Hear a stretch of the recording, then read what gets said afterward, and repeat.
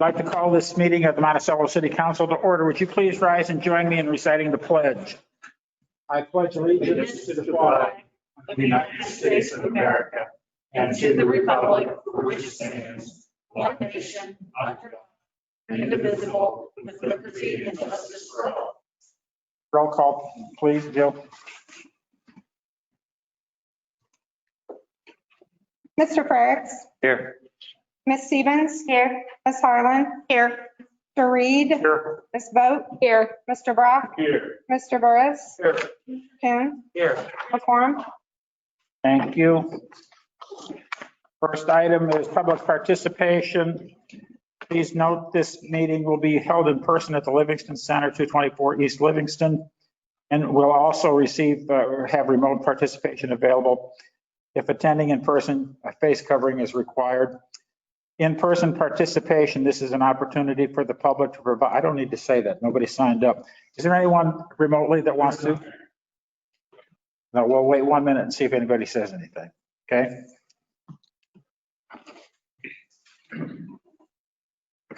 You want to do it remotely, now's the time to chime in on chat.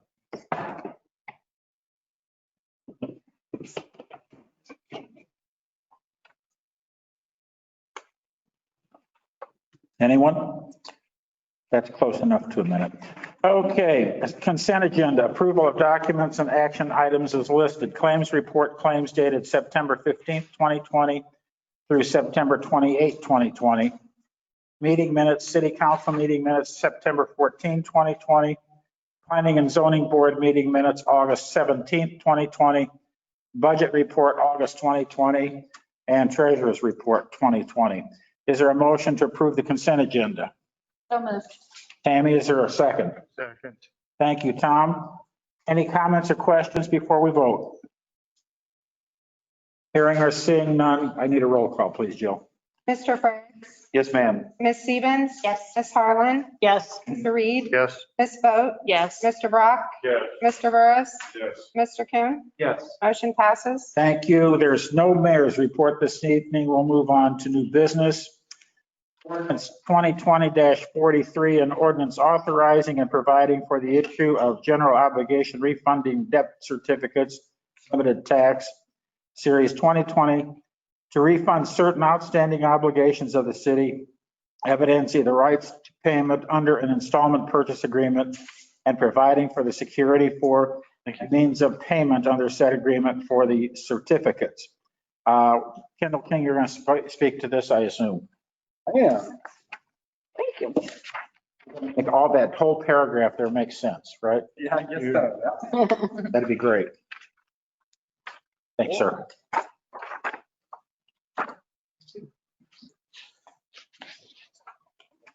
There we go. We're good.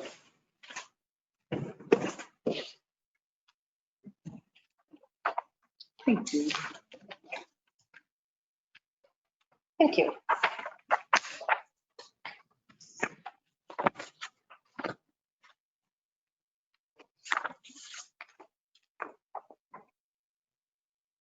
Good evening, everyone. Thanks for the opportunity to work for you guys again.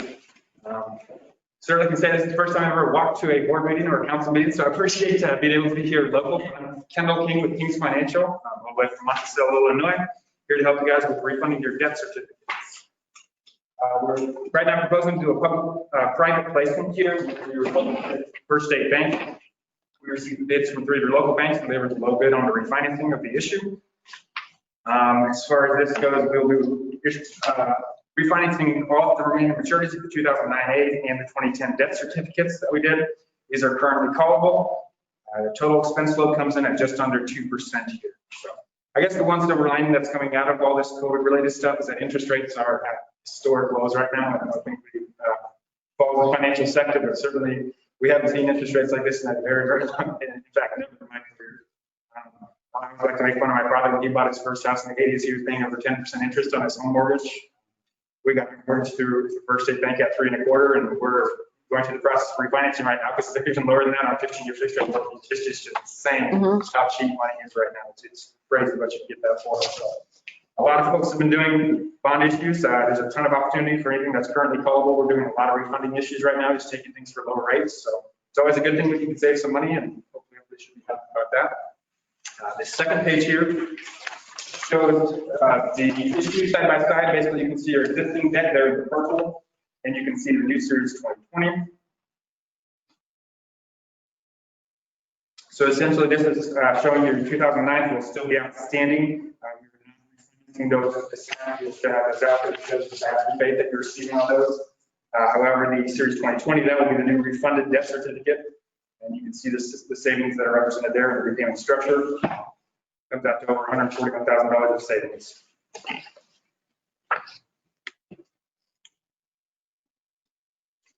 Questions on that? Any questions, comments? We're making the same payments as we have been making, just Correct. Yep, you've just got, you've got the 1 year, 12/1 of 2020, and one is still the last payment on the pool on the series 2020 side, and then you'll be paying off the water tower. Going forward, that's why the payment drops from 206 down to 100. Going forward, and on the series 2009 side, you'll still be paying off the pool bonds. Any other questions or comments? Here shows just going forward, these are what your debt limitations are. Substantial debt capacity, and I know there's been some projects going around. And so essentially, a lot of people are saying, well, where they are, there's a lot of folks that are going out a number of years, 20 years, going ahead and issuing to do some work on some other projects. So basically, we just put together this sheet that shows your entire debt limitation, comes out to 8.6 million. You have a number that does not include, by the way, your revenue bonds, as they don't count against your debt limitation. But essentially, if you were looking at taking out your current levy of 18 cents for 20 years, you could get an additional 4 million of funds. So that would be absolutely no rate on the taxes. It would just be extending your payment structure to get you 4 million in project funds. I know there's been some discussions about some potential road projects that might fall under that amount. If you wanted to access your entire 8.6 million debt limit, you could do that, and it would require a rate increase in the taxes of only 17 cents. So I know there's been some discussions about potential ball fields for a long time that have been going on. Certainly as a brand new parent, my wife and I probably selfishly would probably appreciate getting to use those at some point, but obviously you guys get to make those tough decisions. Or provide you the numbers and let you know what for 17-cent increase, you could get 8.6 million project funds. Any comments, questions?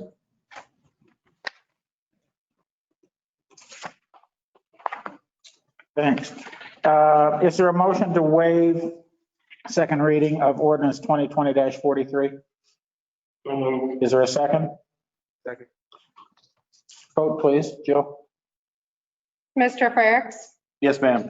Ms. Stevens? Yes. Ms. Harlan? Yes. Mr. Reed? Yes. Ms. Boat? Yes. Mr. Brock? Yes. Mr. Burris? Yes. Mr. Kuhn? Yes. Motion passes. Is there a motion to approve ordinance 2020-43 and ordinance authorizing providing for the issue of general obligation refunding debt certificates, limited tax series 2020 to refund certain outstanding obligations of the city, evidencing the rights to payment under an installment purchase agreement and providing for the security for and means of payment under said agreement for the certificates? So moved. I think it was Pam. Is there a second? Second. That's Tom. Any comments or discussion? Questions? Hearing or seeing none, I need a roll call, please, Jill. Mr. Frerichs? Yes, ma'am.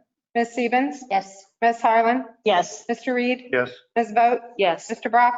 Yes. Mr. Burris? Yes. Mr. Kuhn? Yes. Motion passes. Kendall, thank you for your time and appreciate your efforts this evening. Moving on to ordinance 2020-44 and ordinance amending Title 11 of the City of Monticello Municipal Code regarding mobile food vendors. Kelly? Thank you, Mayor.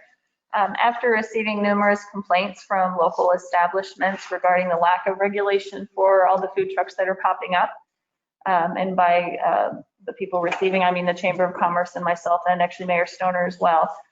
Mayor Stoner and Mr. Summers directed us to draft an ordinance that addresses regulations for these types of business. Now, just to be clear, we're not opposed to competition. I firmly believe competition is a good thing, makes us healthier, stronger, more innovative. However, I think there is some merit to the argument that it's not a level playing field when all of these establishments are supposed to be following certain regulations and requirements, and they're not. Our challenge is that the city of Monticello doesn't have any way to regulate these establishments. We require door-to-door solicitation, solicitors to go to the police department and register, provide ID, and get a permit that way, but not for the mobile food trucks. In addition to that, we also don't address it in our zoning. So while a brick and mortar business has to adhere by local land use laws, mobile food vendors are kind of a different animal. So what we did, based upon input from the local health department, the police department and the chamber, all of which who have looked at this ordinance, we drafted something to kind of be a starting point for regulations for these. If you've noticed, and there's some very tasty things out there, but any given week we have about 4 or more food trucks out there. For the most part, they're on private property, which is fine. This would regulate both public and private and provide a few mechanisms in place to give a little more assurance as to the security, the safety, and then adhere to the laws that they're supposed to be. So just to touch on a few points, this would fall in under the solicitors, I guess, chapter a little bit right after in our ordinance, would be regulated by the police department. It's a natural fit since they do right now anyway with the door-to-door vendors. Just to touch on a few points in the ordinance, they do have to register with the police department. There is a very marginal fee affiliated with that. They need to provide their contact information, driver's license. We would like a copy of their Department of Revenue retailer's occupation tax. Again, anytime you make a sale, you have to collect by law. You should be collecting sales tax where that point of sale is made. So whether you're set up in Whiteheath, DeLand, Champaign, Monticello, you should be recording those sales at that establishment and reporting that amount to the state, and then those hosting communities receive their share. In addition to that, we want to make sure that the individual is not putting themselves or the community in a position where they should not be. We want to require a food handler's license. This was required by the, not food handlers, I'm sorry. Goodness, I forgot the name of it. What the health department certificate saying they can operate as a mobile setup. That was a request from the health department. We also want written consent from the property owner hosting. Believe it or not, I had an individual contact me a couple weeks ago asking why the city allowed a food truck on their property, and we didn't. But they obviously had no idea of it either. So that creates a liability for the property owner, as well as anybody aware.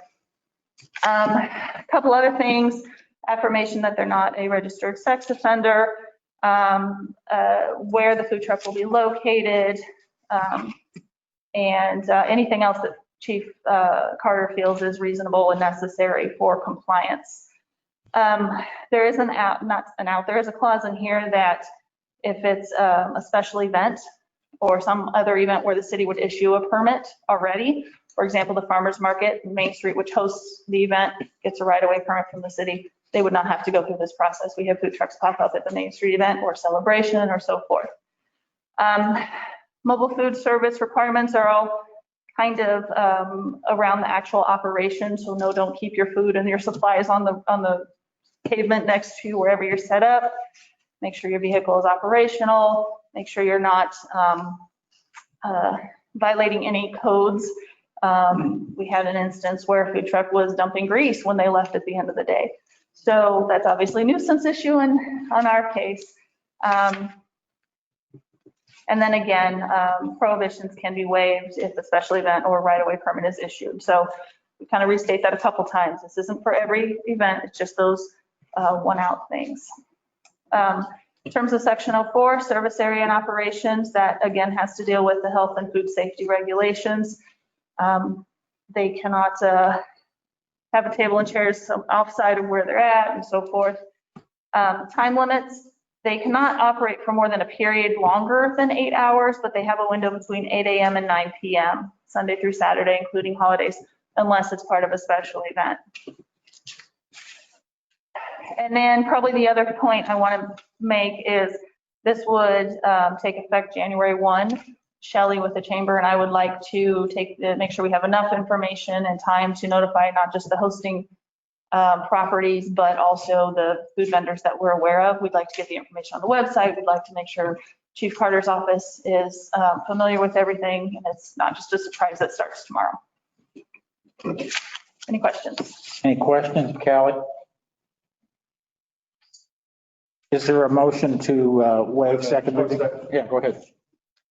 So the health department didn't have anything before?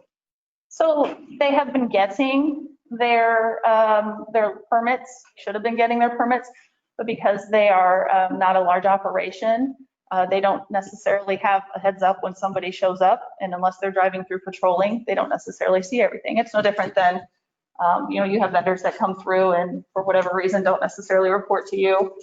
So just an awareness of the local ordinances. And I'm sure just like with anything, there's some that skate by, but we'd like to make sure that we do our best to relay that that's something you really need to do. And by them providing us proof of that, we kind of head it up. That they didn't have that for in effect. I know in our church we kind of had one. And I'm not, It's what should happen, but. yeah, and I'm not saying that it happens often. It was just one of the requests that he asked for. Thank you. Anyone else? Would they need to get this might be silly, would they need to get a permit each week then, every time that they, park? Because some of them come each week, some of them come every couple of weeks, so would they need a permit each and every time? The way it's set up, yes. I'm sure we could work something out where if they know they're going to be here, say every Friday, 1 month, we could expedite that. So it's just one time if they already know when they're at. Otherwise, he's going to be bombarded as well. Would it be easier just to have one license for a calendar year? That's an option. If I can jump in here. Yeah, go ahead. 118.03, under number 5, it just does say the registration shall furnish the city on an annual basis with inspection certificate. If we're requiring that on an annual basis, I think that'd be great. Okay, just all at once? We can do that.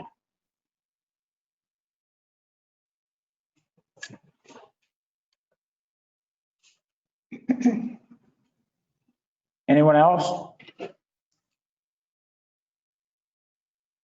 Now, do I have to put this off till next time because we have a change? No, what I think Chief Carter, and correct me if I'm wrong, what he's saying is they already have to once a year provide an inspection and certificate. So if they're providing that to his office once a year, they can also fill out the paperwork and say, I'm going to be here at these dates. Okay, I understand. Is that, okay. Is there a motion to waive second reading of ordinance 2020-44? Is there a second? Second. Need a vote, please, Jill? Mr. Frerichs? Yes, ma'am. Ms. Stevens? Yes. Ms. Harlan? Yes. Mr. Reed? Yes. Ms. Vogt? Yes. Mr. Brock? Yes. Mr. Burris? Yes. Mr. Kuhn? Yes. Motion passes. Thank you. Is there a motion to approve ordinance 2020-44, an ordinance amending Title 11 of the City of Monticello Municipal Code regarding mobile food vendors? So moved. Is there a second? Second. Comments or questions? I'm sorry, I meant to ask this, but you say you were getting numerous complaints from local establishments. Is that basically the establishments in which they were parked on? Or are you talking about like maybe even local restaurants that are complaining about the potential for the competition? B. Okay, just curious. And again, I don't think there's a problem with so much as the competition. It's just they have merit to their argument that I have to pay taxes. I have to follow these guidelines. You guys aren't Right. checking. No, I think fair is fair. It needs to be even. Fair as we can get. Anyone else? Can I have a vote, please? Mr. Frerichs? Yes, ma'am. Ms. Stevens? Yes. Ms. Harlan? Yes. Mr. Reed? Yes. Ms. Vogt? Yes. Mr. Brock? Yes. Mr. Burris? Yes. And Mr. Kuhn? Yes. Motion passes. Thank you very much. Moving on to ordinance 2020-45, an ordinance declaring surplus property and authorizing purchasing equipment. Jim? Yes, thank you, Mayor, Council. Thanks for listening to me tonight. Come before you requesting, we have a unique opportunity where Abbott's brought in a service truck that we were planning on replacing. That's part of next year's budget, but this opportunity kind of fell in our lap where Abbott's brought one in on trade and this one became available for an outstanding price. As you can see in there, the typical truck of that nature costs about $70,000. And as you know, just in the nature of our business, we don't put that many miles on it. So a truck with a lot of miles doesn't really become a problem because the condition of this was so good that we had the lead maintenance mechanic take a look at it. He went through it with a fine tooth comb and unfortunately we have to do it ahead of our scheduled budget of next year because it's available now and Abbott is having a hard time holding on to it. They've already had multiple offers on it, but since I was driving from the office back down to my shop and we saw it, we pulled in there and sure enough, they're willing to listen if we can get this pulled off. So I come asking that we can go ahead and purchase this truck. To do so, we would have to use about $16,000 from this year's budget and some cash reserves. And we traded away 2 older Dodge trucks that we were going to surplus anyway. And we've rotated equipment around to make sure we could facilitate the needs of the city in each department here. This truck serves all departments. It serves the sewer in that it helps pull pumps from the lift stations. It works on all the equipment that we have out and about. And it would be a huge asset to have. That the crane alone is valued at what we're buying this for. And that's really what's the really icing on the cake for this thing. It's just something you don't run across them very often for this kind of price. For somebody that we know who owned it, coming from somebody we know, and it's just it's really good opportunity. So I'm asking that the council consider waiving second reading and approving this ordinance to purchase the truck from Bill Abbott's. Any comments or questions for Jim? Just out of curiosity, how many miles are on I think 150,000. And Trevor's looked at it and he's happy. Yeah. Conversely, just comparison, we have a 2001 Ford Ranger with 22,000 miles on it. So Yeah, it's not gonna be a lot. yeah, we don't go far. This was owned by a cooperative. And so they were traveling, so they put a lot of road miles on there. But it's just not that old. Whereas, It's a good looking truck. yeah, it's surprisingly good looking. Yeah. Anyone else?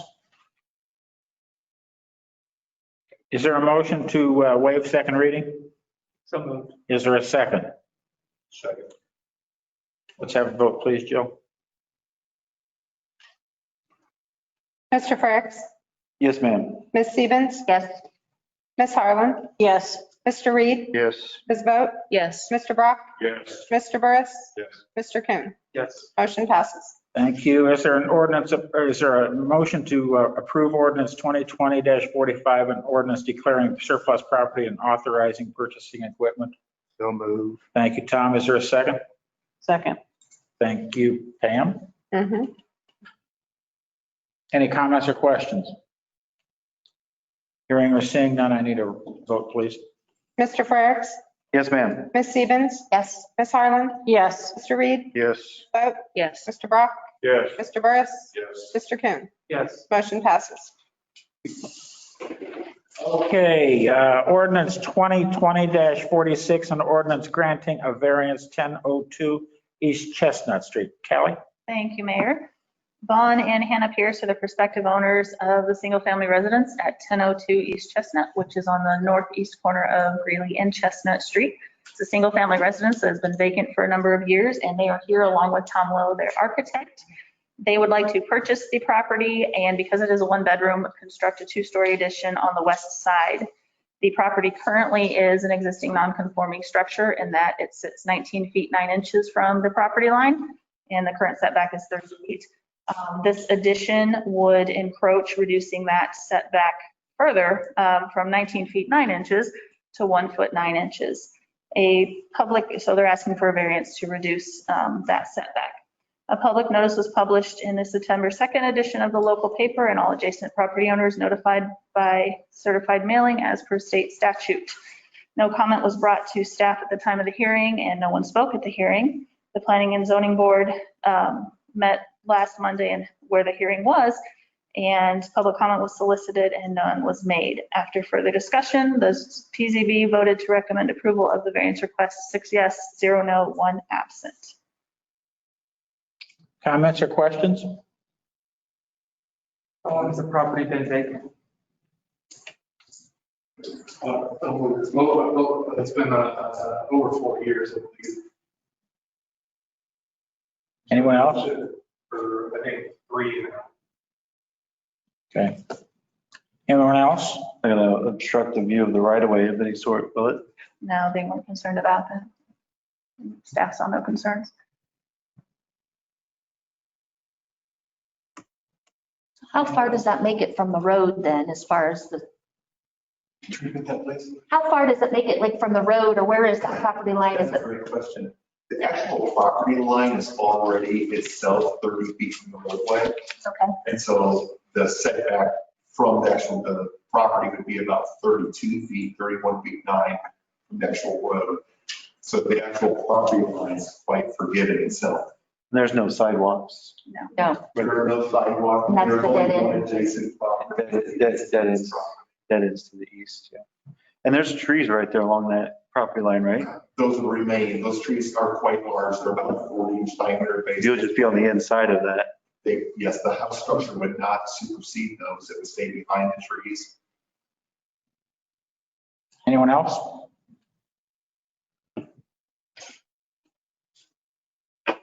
Is there a motion to waive second reading? So moved. Is there a second? Second. Thank you. Vote please, Jill. Mr. Frericks, Yes, ma'am. Ms. Stevens, yes, Ms. Harlan, Yes. Mr. Reed, Yes. Ms. Boat, Yes. Mr. Brock, Yes. Mr. Burris, Yes. Mr. Coon. Yes. Motion passes. Thank you. Is there a motion to approve ordinance 2020-46, an ordinance granting a variance 1002 East Chestnut? So moved. Thank you, Pam. A second? second, Thank you, Tammy. Any comments or questions before we vote? Hearing none, or nobody's making any gestures, so Jill, you want to? Mr. Frericks, Yes, ma'am. Ms. Stevens, yes, Ms. Harlan, Yes. Mr. Reed, Yes. Boat, Yes. Mr. Brock, Yes. Mr. Burris, Yes. and Mr. Coon. Yes. Motion passes. Thank you.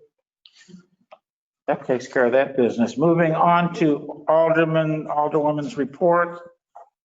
Before I do that, I was remiss. I did have something I was supposed to announce and I forgot to do it. Monticello Main Street is presenting Music on Main in downtown Monticello with live music and local shopping event. It'll be on Saturday, October 3rd from 11 a.m. to 7 p.m. And I think you said there's what, three different There's 3 different acts, yes. acts coming through. So come up and have a good time. You will The bundle up. bundle up. Yeah. Oh, it's supposed to be cool. Cool. We'll start with John tonight. No, Mayor, nothing to add. You, Tammy? nothing, Mr. Mayor. Nothing from me. Tom, Nothing. no? What's the matter, Tom? Mike? Nope. No? President Smith. Wow. John, it's your turn. I have some. Motorola Spillman, that's the records management system that was approved in last year's budget, paid for this year. We're beginning our end user training this week. We'll go for this week and then we'll skip a week and do another week. Every officer has to go through 4 hours, learn how to use it. Our go live date has been moved up from December. It will actually take place November 16th, so we're ahead of schedule, which is nice. And then this Friday, we have 2 of the schools that will be doing their relocation drills. So as you're traveling around the schools, just watch for traffic and kids. Okay. Anything else? That's it? Okay. Terry's not here, so it's not one of those. Is there a motion to adjourn? Is there a second? Second. All in favor, say aye. Aye. Opposed? See you in a couple of weeks.